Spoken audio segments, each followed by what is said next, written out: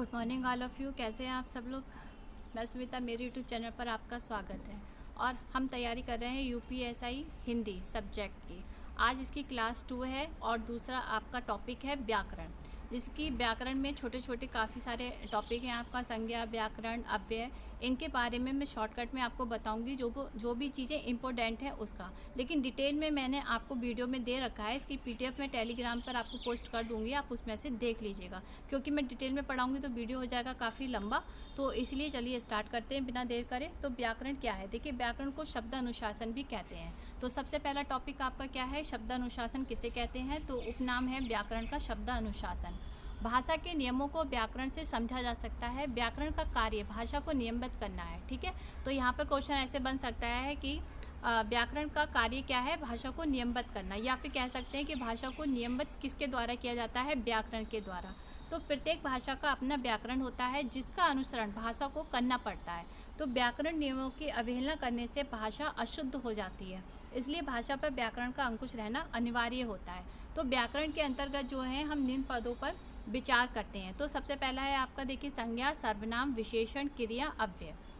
ठीक, अब यहाँ पर ये चीज़ है, इसको आपको ध्यान रखना है कि संज्ञा, सर्वनाम, विशेषण, क्रिया के रूप वाक्य में जो लिंग होते हैं, वचन, कारक, पुरुष काल के कारण बदल जाते हैं। ठीक है, तो अतः इन्हें विकारी पद कहा जाता है। जबकि अव्यय का रूप कभी नहीं बदलता, जो अव्यय होते हैं वो कभी भी नहीं बदलते, इसलिए अविकारी पद होते हैं। अब सबसे पहले हम बात करते हैं संज्ञा। तो संज्ञा की डेफिनेशन आप सबको पता ही होगी, बचपन से पढ़ते ही आ रहे हैं हम लोग। संज्ञा के प्रकार क्या होते हैं, संज्ञा के 3 प्रकार होते हैं, व्यक्तिवाचक, जातिवाचक और भाववाचक। तो व्यक्तिवाचक संज्ञा क्या होती है, जो किसी व्यक्ति, स्थान या वस्तु का बोध कराती है। या फिर सीता, जैसे कि यमुना, आगरा। तो यहाँ से क्या है, किसी भी व्यक्ति की संज्ञा का हमें पता चल रहा है। जाति यानी कि किसी भी जाति या समूह का बोध कराती है, वहाँ पे जातिवाचक होती है। भाववाचक किसी भाव, गुण, दशा आदि का ज्ञान कराती है, वहाँ पे भाववाचक होती है। ठीक है, अब भाववाचक संज्ञा का निर्माण जो है जातिवाचक संज्ञा के शब्दों के नाम से हुआ था। विशेषण से अव्यय से किया जा सकता है। ये चीज़ को आप, जो मैंने अंडरलाइन कर रखा है, इसको आप ध्यान रखिएगा। अब जातिवाचक संज्ञा से भाववाचक संज्ञा में कैसे होगा, जैसे कि पुरुष का पुरुषत्व होता है, नारी का नारित्व, गुरु का गुरुतत्व। ऐसे ही सर्वनाम से भाववाचक संज्ञा अपना से अपनत्व, ये जो दिया हुआ है इसको आप सब देख लीजिएगा। अब संज्ञा का पद यानी कि क्या होता है, वाक्य में प्रयुक्त शब्दों का पद परिचय देते समय संज्ञा उसका वेद, लिंग, वचन, कारक एवं अन्य पदों से इसका संबंध बताना चाहिए। जैसे कि राम ने रावण को बाण से मारा। तो यहाँ पर राम क्या है, राम क्या है, संज्ञा, व्यक्तिवाचक, पुल्लिंग, एकवचन, कर्ता, कारक, यानी कि मारा क्रिया का कर्ता है। रावण क्या है, ये सब दिया हुआ है आपका। और पद परिचय में वाक्य के प्रत्येक पद को अलग अलग करके उसका व्याकरणिक स्वरूप बताते हुए अन्य पदों से उसका संबंध बताना पड़ता है।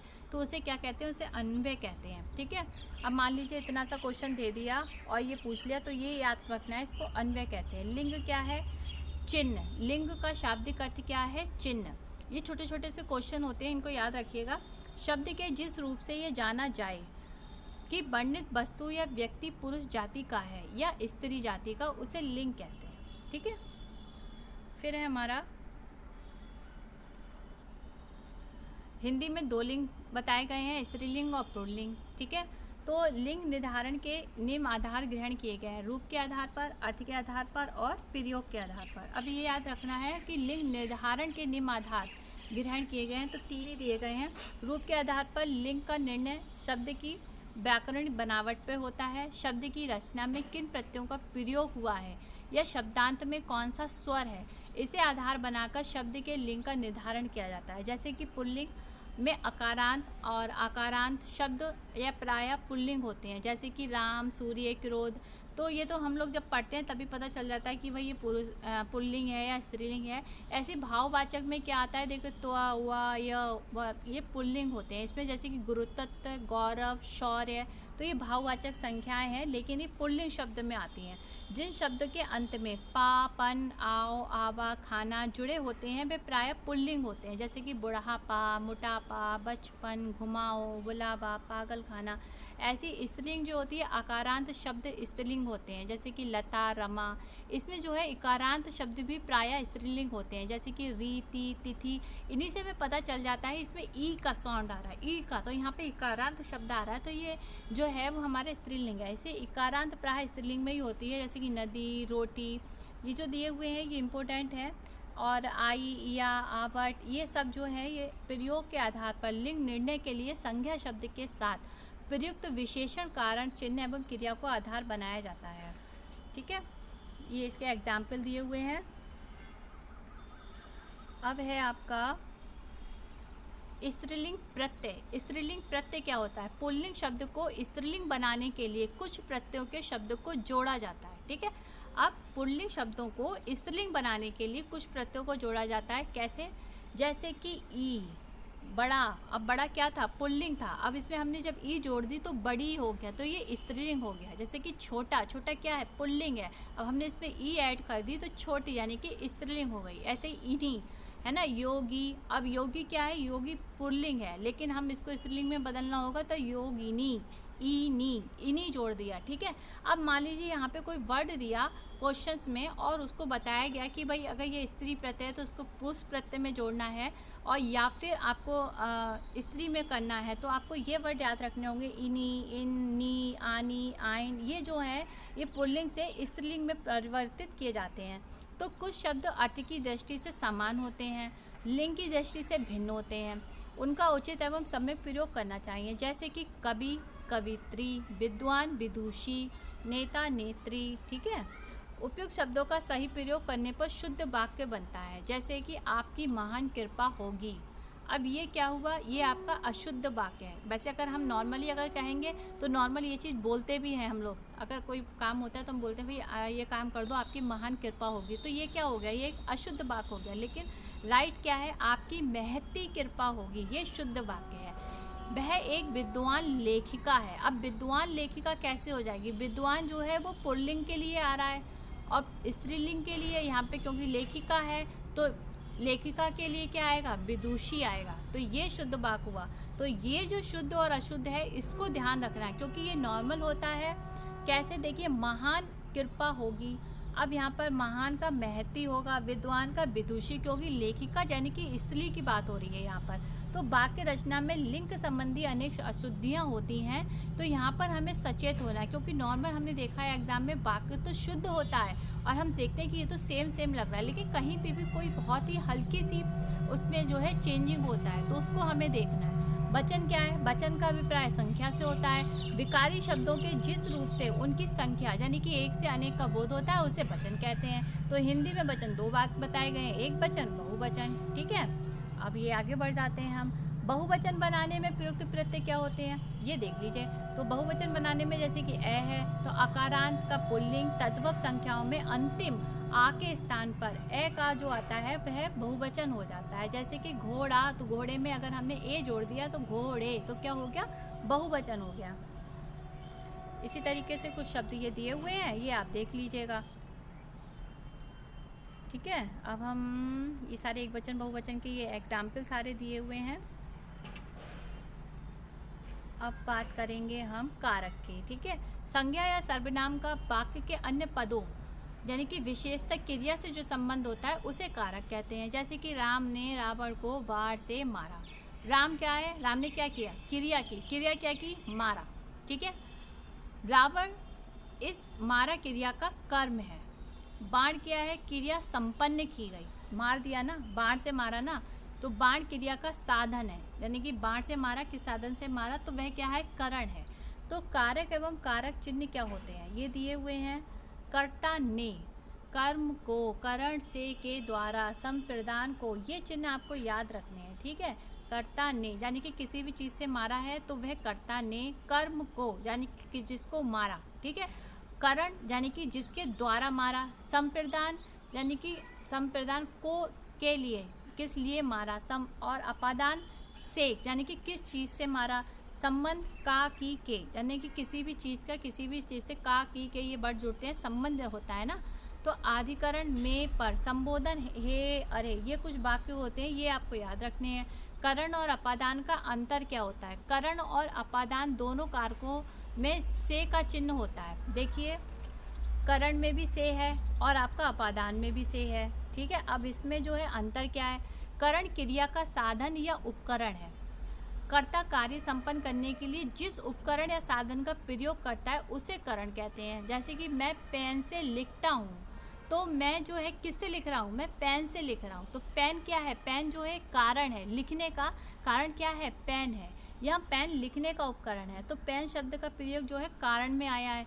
अब अपादान में जो आया है वह जो है से, अलग से है। यानी कि हमने पढ़ा होगा पत्ता पेड़ से गिरा, तो पेड़ से गिरा तो जाने कि वो अलग हुआ। यहाँ पे क्या हुआ? अलगाव हुआ, दूर हुआ। तो ये से वो वाला है। तो यहाँ पे अपादान यानी कि दूर के लिए बताया गया है। तो अपादान कारण पेड़ से है, ठीक है। जैसे कि एक एग्जाम्पल और दिया, वह गांव से चला गया। तो वह क्या हुआ? गांव से चला गया, यानी कि दूर चला गया, अलग हो गया। तो यहाँ पे क्या हो गया? यहाँ पे अपादान हो गया। अब मैं बता रही हूँ कि जैसे कि मैंने कोई काम किया, तो वह जो है जिस चीज़ से हम काम कर रहे हैं वह जो है हमारा हो जाएगा। कारकों की पहचान कैसे होती है? कारकों की पहचान कारक चिन्हों से की जाती है। कैसे? देखिए,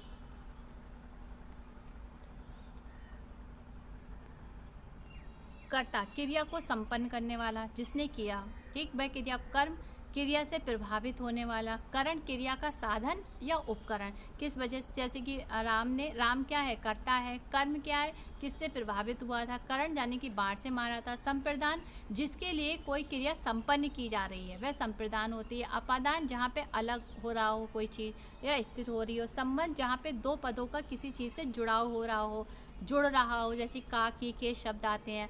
अधिकरण क्या होता है? जो क्रिया के आधार, स्थान, समय, अवसर आदि का बोध कराते हैं, ठीक है। संबोधन, किसी को पुकार या संबोधित किया जाता है। ये सबसे सिंपल होते हैं।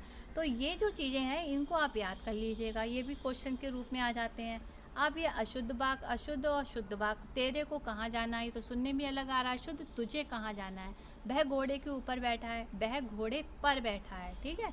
तो ये शुद्ध और अशुद्ध वाक्य हैं, इनको कुछ देख लेना है आपको। अब बात करते हैं सर्वनाम की, ठीक है। तो सर्वनाम की डेफिनेशन जो है क्या है? सबका नाम। ये शब्द किसी व्यक्ति विशेष के द्वारा प्रयुक्त ना होकर सबके द्वारा प्रयुक्त किया जाता है, ठीक है। तो इसके भेद 6 भेद होते हैं। ये सारे भेद हैं आपके: पुरुषवाचक, निश्चयवाचक, अनिश्चयवाचक, संबंधवाचक, प्रश्नवाचक और निजवाचक। पुरुषवाचक क्या है? इसमें जो है सर्वनाम 3 प्रकार के होते हैं: उत्तम, मध्यम, पुरुष। उत्तम में क्या आते हैं? मैं, हम, मैंने, हमने, मेरा, हमारा, मुझे, मुझको, सब कुछ मेरा ही है, ठीक है। मेरे ऊपर ही जो आ रहा है वो उत्तम है। मध्यम में जो सेकंड पर्सन है, तू, तुम, तुमने, तुझे, तूने, यानी कि हम दो लोग हैं तो सबसे पहले मैंने अपने लिए कहा, वो हो गया उत्तम। दूसरा, मैं आपके लिए बोल रही हूँ, ठीक है। जैसे कि आप लोग हो तो तू, तुम, तुमने, तुझे, तूने, तुमको, तुमसे, आपको, आपके लिए, यानी कि जो सेकंड पर्सन, जैसे कि मैं आप लोगों से बात कर रही हूँ, आप लोग मध्यम पुरुष हो, मैं उत्तम पुरुष हूँ। अन्य पुरुष, मैं किसी अन्य पुरुष की बात कर रही हूँ कि भाई उसने ऐसे किया था मेरे साथ और वे वहाँ गए थे या उनको ये पता था, यानी कि वो पर्सन यहाँ पर है नहीं लेकिन हम उसके बारे में बात कर रहे हैं, या फिर वो हमसे कहीं दूर है, हम उसको इशारे में बात कर रहे हैं लेकिन हम तुम बात कर रहे हैं, तो हम क्या हो गया? वो अन्य पुरुष हो गया, ठीक है। निश्चयवाचक क्या होता है? निकट या दूर के व्यक्तियों या वस्तुओं का निश्चय या फिर संकेत जिन शब्दों से व्यक्त किया जाता है उन्हें निश्चयवाचक कहते हैं, यानी कि परमानेंट है इसका। जैसे कि यह मेरी पुस्तक है, ठीक है। अब ये निश्चय है कि ये मेरी ही है, किसी और की नहीं है। वह उनकी मेज है, यानी कि वह उन्हीं की है, निश्चय है, कंफर्म है कि वह उन्हीं की है, ठीक है। तो ये होते हैं निश्चयवाचक। अनिश्चयवाचक जिसका कोई भी वो नहीं होता, पता नहीं होता कि भैया किसकी है। जैसे कि कोई आ गया तो क्या करोगे? कोई कौन आ गया नहीं पता ना, अनिश्चय है। उसने कुछ नहीं दिया, अब उसने क्या कुछ नहीं दिया तो उसमें कोई भी कंफर्म नहीं है कि क्या चीज़ थी क्या नहीं है। संबंधवाचक में क्या होता है? किसी दूसरे सर्वनाम से संबंध स्थापित होता है, ठीक है। किसी से दूसरे से संबंध, जैसे जो आया सो जाएगा वह ध्रुव सत्य है, ठीक है। तो ये एक संबंध स्थापित हो गया। फिर है आपका प्रश्नवाचक, जिसमें प्रश्न पूछा जाता है, ये तो है ही नॉर्मल सा, है ना। इसी तरीके से पुरुषवाचक में देखिए उत्तम पुरुष आता है, मैं, हम, मध्यम में तू, तुम, आप, अन्य में वह, ये, यानी कि जो आता है। निश्चयवाचक में निकटवर्ती और दूरवर्ती दोनों आते हैं। निकटवर्ती में जैसे कि यह मेरी चीज़ है, दूरवर्ती में वह मेरी चीज़ है, जैसे कि हम कहते हैं ना कि वह मेरी प्रॉपर्टी है या फिर वह मेरा सामान है, तो वह भी एक निश्चयवाचक है ना, है तो मेरा ही ना। अनिश्चयवाचक में प्राणीबोधक होता है, यानी कि कोई आया, अब कौन आया उसका कंफर्म नहीं है। वस्तुबोधक कुछ मुझे दे दो या मुझे कुछ मात्रा में चाहिए, ये वस्तुबोधक है, यानी कि इसकी कोई मात्रा की लिमिट नहीं है कि क्या है। संबंधवाचक जो सो, यानी कि कहीं पे जुड़ाव हो रहा है। प्रश्नवाचक में प्राणीबोधक होता है, वस्तुबोधक। दो प्रकार का होता है। प्राणीवाचक में कौन आया, किसने किया, ठीक है, क्यों किया, प्राणीबोधक। वस्तुबोधक में क्या किया, तो ये वस्तुबोधक है। निजवाचक में हम स्वयं के लिए आते हैं। सर्वनाम के विकारी रूप क्या होते हैं? विभिन्न कारकों में प्रयुक्त होने पर सर्वनाम शब्दों के कुछ रूप परिवर्तित हो जाते हैं, ठीक है। और फिर है हमारा आता है विशेषण। तो विशेषण तो विशेषता बताते ही हैं, संज्ञा सर्वनाम की विशेषता बताते हैं, इनको विशेषण कहा जाता है, ठीक है। तो विशेषण जो है 4 प्रकार के होते हैं। सार्वनामिक, गुणवाचक, संख्यावाचक, परिणामवाचक। सार्वनामिक विशेषण वे होते हैं जो सर्वनाम को सार्वनामिक विशेषण कहा जाता है, जैसे कि मौलिक सार्वनामिक विशेषण जो सर्वनाम बिना रूपांतर के मौलिक रूप में संज्ञा के पहले आकर उनकी विशेषता बताते हैं। जैसे कि घर है, अब मैं इसको आके कह रही हूँ ये मेरा घर है, तो ये विशेषता हो गई कि ये मेरा घर है ना। वह किताब फटी है, तो उसकी विशेषता क्या, भैया ये फटी हुई है। कोई आदमी रो रहा है, तो वह क्या कर रहा है, रो रहा है। तो यहाँ पे यौगिक सार्वनामिक विशेषण क्या होता है? जो सर्वनाम रूपांतरित होकर संज्ञा शब्दों की विशेषता बताते हैं उन्हें यौगिक कहते हैं। जैसे कि ऐसा आदमी नहीं देखा, कैसा घर चाहिए, जैसा है वैसा वेश। गुणवाचक जिसमें किसी का गुण की विशेषता बताई जा रही हो, उसमें कालबोधक आ जाता है, नया पुराना। रंगबोधक जिसमें रंग का बताया जाता है, दशा मोटा पतला। गुणबोधक अच्छा भला किसी का गुण बताया जा रहा है। आकार बोधक गोल चौकोर तिकोना लंबा, ये सारे गुणवाचक होते हैं, ठीक है। परिणामवाचक में जो है किसी चीज़ की मात्रा बताई जाती है, ठीक है। और जो है आपका अनिश्चित संख्यावाचक में संख्याएं बताई जाती हैं।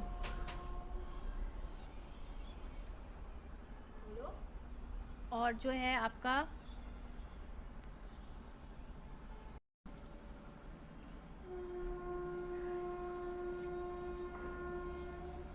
हाँ, फिर आता है हमारा क्रिया। जिस शब्द से किसी कार्य का होने का या समझा जाए उसे क्रिया कहते हैं। जैसे कि हम लोगों ने पढ़ाई है, खाना पीना पढ़ना, इसके कुछ धातु रूप होते हैं। तो धातु के 2 वेद होते हैं, मूल धातु और यौगिक धातु, ठीक है। इसमें मूल धातु ये आपकी दी हुई है, यौगिक क्रिया वगैरह ये सब दी हुई हैं, और बाकी का आपका ये सारी क्रियाएं दी हुई हैं। ये PDF में आपको आज के लिए इतना ही। अब मैं आपको टेलीग्राम लिंक में जो है ये आपको शेयर कर दूंगी, और वीडियो अच्छा लगा हो तो लाइक करना, सब्सक्राइब करना, शेयर करना और कमेंट बॉक्स में बताना कि कैसा लगा। मिलते हैं नेक्स्ट वीडियो के साथ, तब तक के लिए बाय बाय।